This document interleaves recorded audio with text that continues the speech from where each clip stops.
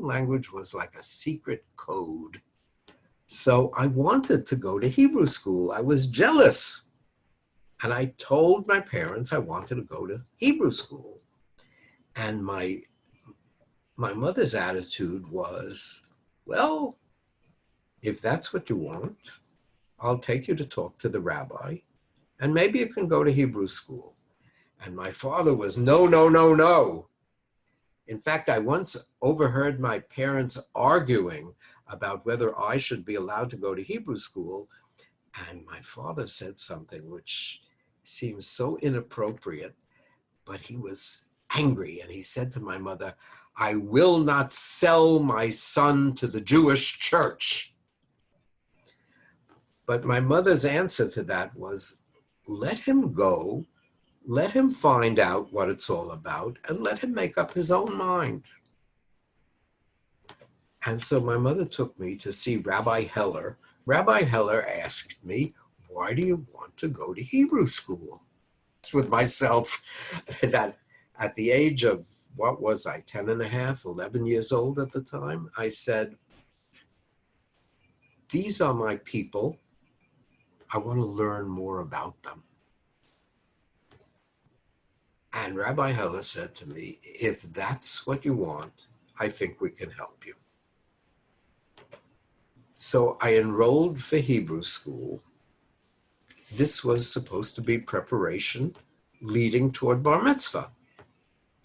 And so my grandparents came, my mother's parents, and a few neighbors and my mother.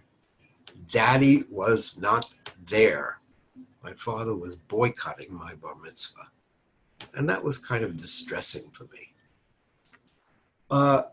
Time went on, and ultimately I met my wife. My wife and I, we were married in Israel. We had our first daughter, was born on May 1st, 1961.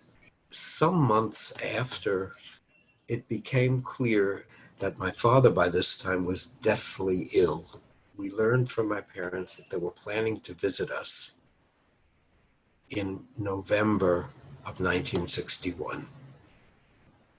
And they arrived, and I went to the airport to meet my parents.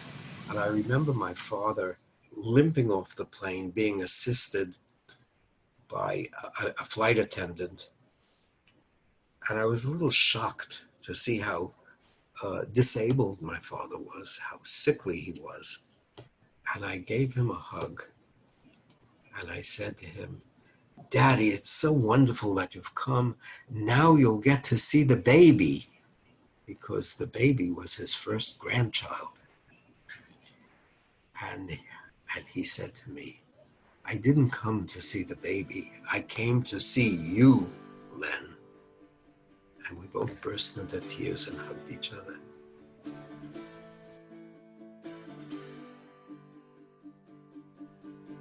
Eventually, we had to get a doctor who would come to check on my father. My father got worse and worse and worse. He was not doing well, and we knew that something had happened. And one night, we had the feeling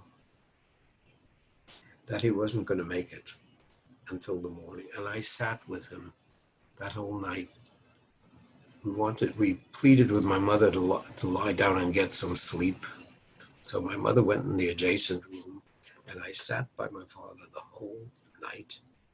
And he wasn't conscious, but I kept mumbling, Daddy, do you remember when this, and do you remember when we went to the Statue of Liberty? And Daddy, do you remember when we sounded to me, I don't want to be morbid, but it sounded to me, his breathing sounded like bubbles coming up from a swamp. And I ran to get the doctor, who was a neighbor, and he came and he started giving my father what they call cardiopulmonary respiration. And it didn't help. It didn't help. And finally, I realized what was happening, and I broke down and I started sobbing.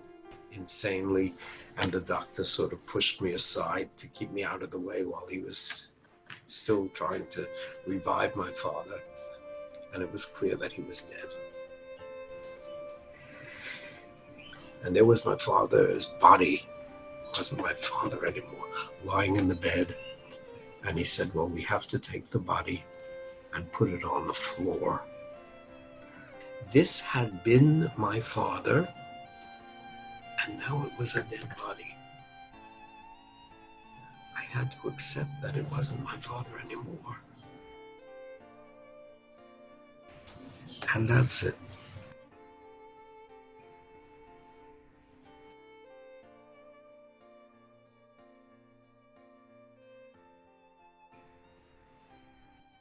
My father coming to see me in Israel, to see us in Israel, to see me in Israel, as virtually his last wish. This was actually his last wish. It was a kind of recognition. First of all, it showed his love for me.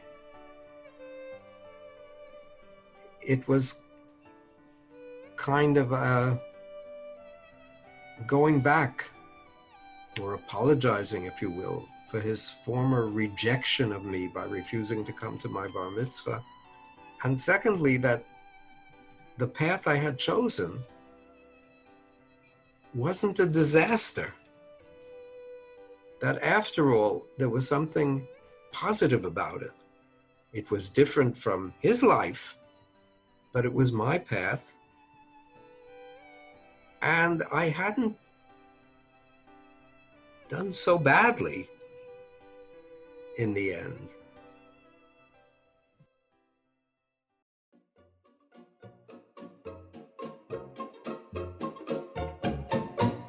Tumbala, tumbala, tumbala, laika, tumbala, tumbala, tumbala, la. Spiel balalaika, tumbala, laika, spiel balalaika, tumbala, la.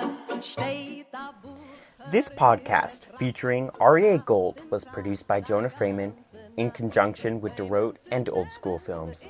And a special thanks to Hannah Engelson and Diana Hudson. Tumbala, tumbala, laika, tumbala, tumbala, tumbala, la. Spiel balalaika, tumbala, la. DOROT is a recipient of support from the New York Teen Initiative. The New York Teen Initiative is jointly funded by UJA-Federation of New York and the Jim Joseph Foundation. The Jewish Education Project serves as lead operator of the initiative. The DOROT Jewish Summer Teen Internship Legacy Projects are also supported by a grant from the Jewish Federation of North America Center for Advancing Holocaust Survivor Care.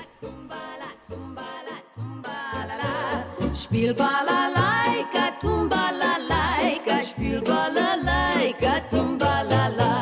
Narischer Buchari, du darfst dich fragen, a Stein kann wachsen und regen. Liebe kann brennen, in it auf Herren, aha.